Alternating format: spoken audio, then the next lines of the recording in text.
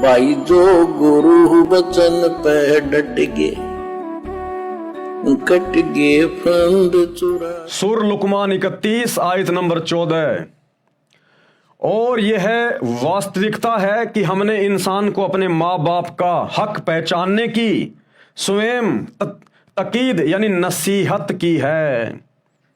उसकी माँ ने कमजोरी पर कमजोरी झेलकर उसको पेट में रखा और 2 वर्ष दूध छुटाने में लगे, इसलिए नसीहत दी है यानी शिक्षा दी है कि मेरे प्रति कृतज्ञता दिखाओ। परमेश्वर कह रहा है कि मेरे प्रति एहसान दिखाओ, स्वामी भक्ति दिखाओ तथा अपने माँ बाप के प्रति कृतज्ञ हो जाओ, यानी उनके वचन में चलो, मेरी ही ओर तुम्हें पलटना है। क्या कह रहा है कबीर परमात्मा, कबीर परमेश्वर, अल्लाहु कबीर, एकमात्र समर्थ परमात्मा, कि मेरे प्रति तो तुमने स्वामी भगत रहना ही रहना है, मेरे अलावा तो तुमने किसी और को मेरी पूजा पाठ में शामिल करना ही नहीं है। साथ में जिस मां ने 9 महीने तुझे अपने पेट में रखा, 2 साल लगी अपना दूध छुटाने में, अपने जिस्म से जिसने तुझे पाला, तुझे शिक्षा दी, तुझे भक्ति के लायक बनाया, तूने उसके वचन में रह के चलना है। तूने कभी अपने माता पिता का दिल नहीं दुखाना। अगर तूने अपने माता पिता का दिल दुखाया, उनकी आज्ञा तोड़ी, तो ध्यान रखना तुझे पलटकर मेरे पास आना है। ये शरीर छोड़ने के बाद तू मेरी दरगाह में आएगा। तुमने उस दरगाह का महल नहीं देखा, धर्मराज के तिल तिल का लेखा। अपने उस पाप से तू बच नहीं पाएगा अगर तूने अपने माँ बाप को दुखी किया, परेशान किया, जरा भी उनकी आत्मा को तुमने ठेस पहुंचाई, उनकी किसी भी आज्ञा को तोड़कर, तो तुझे पलटकर वापस मेरे साथ मेरे पास में आना है। तू कैसे बचेगा फिर अपने पाप से, अपने जुल्म से?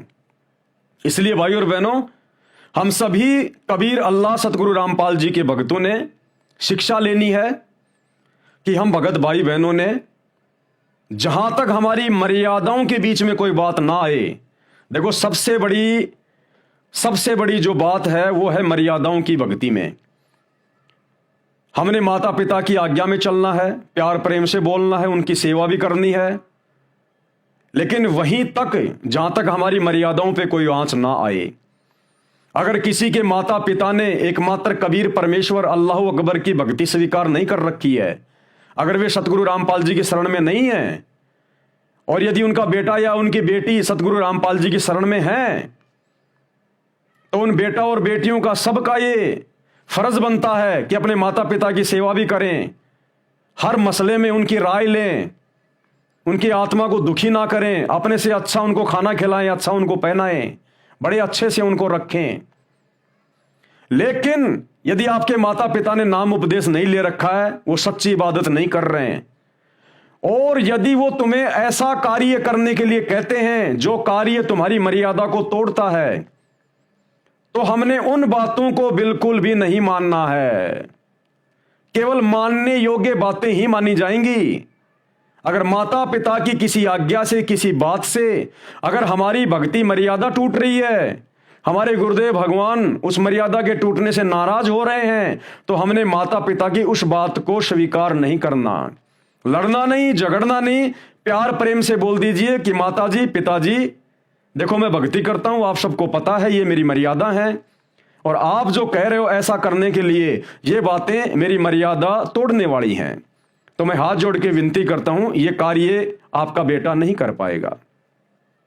उसके बाद वो माता पिता चाहे तुम्हें गालियां दें, चाहे तुम्हें डंडों से मारें, चाहे तुम्हें अपनी संपत्ति से बाहर कर दें, तुमने माता पिता के प्रति कोई दुख जाहिर नहीं करना, बुरा नहीं सोचना, राग द्वेष ईर्ष्या अपने मन में नहीं लेके आनी। माता पिता के कर्म उनके साथ में है, तुम्हारी भक्ति, तुम्हारे कर्म तुम्हारे साथ में है। तो गुरुदेव भगवान कह रहे हैं कि मेरे प्रति तो तुमने कृतज्ञता यानी एहसान मंदी दिखानी है, एहसान फरामोश नहीं होना। लेकिन माता पिता के भी तुमने वचन में चलना है, उनकी आत्मा भी नहीं दुखानी, लेकिन अपनी भक्ति को बचाते हुए। क्या कह रहे हैं? उसकी मां ने कमजोरी पर कमजोरी झेलकर उसको पेट में रखा और 2 वर्ष दूध छुटाने में लगे। इसलिए नसीहत यानी शिक्षा दी है कि मेरे प्रति कृतज्ञता दिखाओ तथा अपने माँ बाप के प्रति कृतज्ञ रहो। मेरी ही ओर तुम्हें पलटना है, यानी अंत में तुम्हें मेरे पास में आना है। सुर लुकमान 31 आयत नंबर 15। लेकिन वे तुझ पर दबाव डालें कि मेरे यानी अल्लाह के साथ तू किसी ऐसे को शरीक करे जिसे तू नहीं जानता, अर्थात तेरी जानकारी में मेरा साझी नहीं है, तो उनकी बात हरगिज न मान। साथ में हिदायत भी दे दी, अगर वो माता पिता तुझे इस बात के लिए दबाव डालते हैं कि जो भक्ति तू कर रहा है उसके साथ साथ तू ये हनुमान जी की भी भक्ति भी कर ले, तू ये माता की भी भक्ति कर ले, तू ये काम भी कर ले, वो काम भी कर ले, जो हमारी मर्यादाओं को तोड़े, हमने वहां पर उनकी आज्ञा नहीं माननी है, चाहे वो कितना ही दबाव डाले, कितना ही हमसे नाराज क्यों ना हो जाए। ध्यान से पढ़िए। लेकिन वे तुझ पर दबाव डालें कि मेरे यानी अल्लाह के साथ तू किसी ऐसे को शरीक करे जिसे तू नहीं जानता, अर्थात तेरी जानकारी में मेरा साझी नहीं है, तो उनकी बात हरगिज न मान। अब बताओ, मुसलमान समाज के लोग तो अल्लाह के साथ साथ इन मुल्ला मौलवियों की, इन चिश्तियों की दरगाहों पर भी सजदे करते फिर रहे हैं, दंडोत करते फिर रहे हैं, तो अल्लाह तुमसे कैसे प्रसन्न होगा? पहली बात तो तुम्हें अल्लाह का नहीं पता, तुम्हें अल्लाह की भक्ति का नहीं पता, और उसके बावजूद तुम लोग इन मजारों पर धक्के खाते फिर रहे हो, चदरें चढ़ाते फिर रहे हो, मन्नतें मांगते फिर रहे हो। मांगना चाहिए अल्लाह से, मांग रहे हो उन उन उन पीरों की, उन मजारों पे जो खुद मुर्दे हैं। तो तुम कहां से सच्चे अल्लाह की इबादत कर रहे हो? तुम तो अल्लाह के साथ साथ उन लोगों को भी शरीक कर रहे हो जिनको शरीक नहीं करना चाहिए, जो केवल इंसान थे, इंसान। तो क्या कह रहे हैं? लेकिन वे तुझ पर दबाव डालें कि मेरे यानी अल्लाह के साथ तू किसी ऐसे को शरीक करे जिसे तू नहीं जानता, अर्थात तेरी जानकारी में मेरा साझी नहीं है, यानी भगवान के बराबर पूजने योग्य नहीं है। हमें इस बात का पता है, और यदि माता पिता हमें वो काम करने के लिए कहें तो हमने बिल्कुल भी नहीं करना। तो उनकी बात हरगिज ना मान। संसार में उनके साथ अच्छा व्यवहार करता रहे, लेकिन अपने माँ बाप के साथ में या किसी के भी साथ अच्छा व्यवहार करता रहे, मगर चल उस व्यक्ति यानी संत यानी नबी के मार्ग पर जिसने मेरी ओर रजू किया, यानी परमात्मा की भक्ति की प्रेरणा की। फिर तुम सबको मेरे पास ही आना है और अपने गुरुदेव के द्वारा बताई गई शिक्षाओं के आधार पर चलता रहे, भक्ति करता रहे। अंत में तुझे मेरे पास आना है, उसका फल तो मैंने ही देना है। उस समय मैं तुम्हें बता दूंगा कि तुम कैसे कर्म करते रहो। सुर लुकमान 31 आयत नंबर 16। और लुकमान ने कहा कि बेटा, कोई चीज राई के दाने के बराबर भी हो और किसी चट्टान में या आसमान में छुपी हो, अल्लाह उसे निकाल लाएगा। वह सूक्ष्मदर्शी और सब खबर रखने वाला है। यानी यहां यह समझाया गया है कि परमात्मा से, अल्लाह कबीर से कुछ भी नहीं छुपा हुआ है इस पूरी सृष्टि में। राई के दाने जितनी वस्तु और पहाड़ की चट्टान जितनी वस्तु, वो सब की खैर खबर रखता है। वो अंतर्यामी है। अंतर्यामी एक तुम आत्म के आधार, जो तुम छोड़ो हाथ तो मैं कौन उतारे पार। वो परमात्मा सबको देख रहा है, सब कुछ जानने वाला है, सबके हृदय में बैठा हुआ है, उससे कुछ भी छुपा हुआ नहीं है।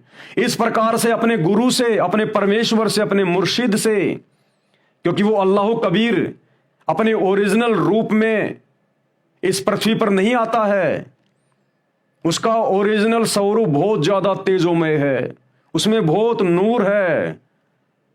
एक मनुष्य के शरीर पर 3.5 करोड़ बाल होते हैं, और परमेश्वर ने हम मनुष्यों को अपने जैसा बनाया है। तो उस परमेश्वर के एक बाल में 1 करोड़ चंद्रमा, 1 करोड़ सूरज, इनसे भी ज्यादा रोशनी है, नूर है। वो चुभने वाली रोशनी नहीं है, आनंददायक है, शीतल है।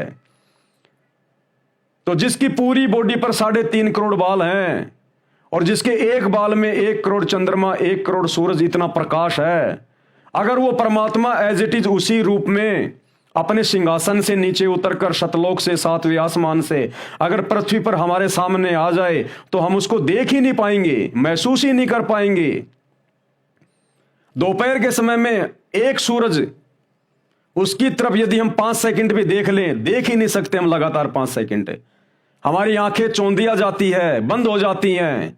सोचिए यदि वो अल्लाह कबीर, सारी सृष्टि का खुदा, अगर इस पृथ्वी पर अपने वास्तविक रूप में आ जाए तो हम उसको कैसे देखेंगे? नहीं देख सकते। इसलिए वो कबीर परमात्मा अपने रूप को हल्का करके आता है, अपने ओरिजिनल रूप के ऊपर एक ओवरकोट डाल के आता है, हम मनुष्यों जैसा साधारण व्यक्तित्व वाला बन के आता है और आकर फिर हमें ज्ञान समझाता है, सृष्टि से अलग ज्ञान देता है। ये 21 ब्रह्मांड, इस काल की शैतान की जो सृष्टि है, जो उसने झूठा ज्ञान फैला रखा है आधा अधूरा, हमें उससे अलग ऊपर का ज्ञान देता है। सृष्टि रचना के माध्यम से सतलोक का ज्ञान देता है। उसके ज्ञान से हमने उसकी पहचान करनी होती है।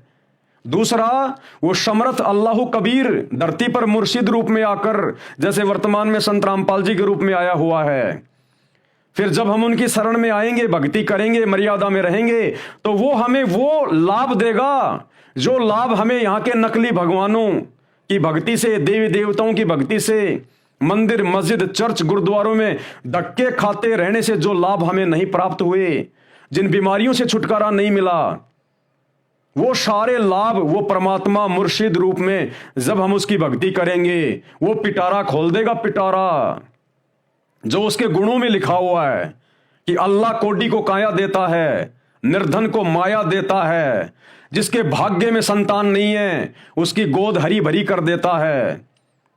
वो मृत्यु देवता यानी शैतान से भी अपनी आत्मा को छुड़वा कर जिंदा कर देता है। तो आज वो सारे के सारे गुण अल्लाह कबीर सतगुरु रामपाल जी में विद्यमान हैं। भक्तों के इंटरव्यू सुन के देखिएगा, कुछ दिन उनके सत्संग सुन के देखिएगा, आपको पता चलेगा कि हम किस जंगल में बैठे हैं। हमारे धर्म गुरु हमारे को किस अंधेरे कुएं में बैठा के रखे हुए हैं। पता चलेगा आपको कि परमेश्वर क्या, अल्लाह क्या है। तो क्या कह रहे हैं? और लुकमान ने कहा कि बेटा, कोई चीज राई के दाने के बराबर भी हो और किसी चट्टान में या आसमान में छुपी हो, अल्लाह उसे निकाल लाएगा। वह सूक्ष्मदर्शी और सब खबर रखने वाला है। यानी नेक कर्म करो, सच्चे कर्म करो, तुम्हारा परवरदिगार, तुम्हारा अल्लाह, तुम्हारा खुदा, तुम्हारा सतगुरु हर चीज को देखने वाला है। राई के समान चीज भी, चाहे आसमान में हो, चाहे धरती पर, चाहे पहाड़ में, उससे छुप नहीं सकती। यानी तुम्हारे शुभ कर्म और तुम्हारे पाप कर्म उस अल्लाह से छुपे हुए नहीं है। जो तुम जीव हत्या कर रहे हो, ये जानवर काट रहे हो, नशा कर रहे हो, झूठ बोल रहे हो, ब्याज ले रहे हो, शराब पी रहे हो, चोरी कर रहे हो, वेश्यावृत्ति कर रहे हो, मिलावट कर रहे हो, रिश्वत ले रहे हो, आधी अधूरी शैतान की भक्ति कर रहे हो, उस अल्लाह से छुपा हुआ नहीं है। तुम्हारा हर शुभ कर्म, तुम्हारा हर पाप कर्म उस अल्लाह की नजरों में है। पलट के अंत में शरीर छोड़ने के बाद उसी के पास जाना है, अपना हिसाब भी तो करवाना है। तो उस समय से डरो और उस सच्चे अल्लाह को पहचानो और उसकी सच्ची इबादत करो, ताकि अंत समय में फिर तुम्हारे को भय ना हो, तुम्हारे को डर ना हो। भाई जो गुरु बचन पे डट गए, कट गए फंद 84 के, कट गए फंद 84 के, कट गए फंद 84 के।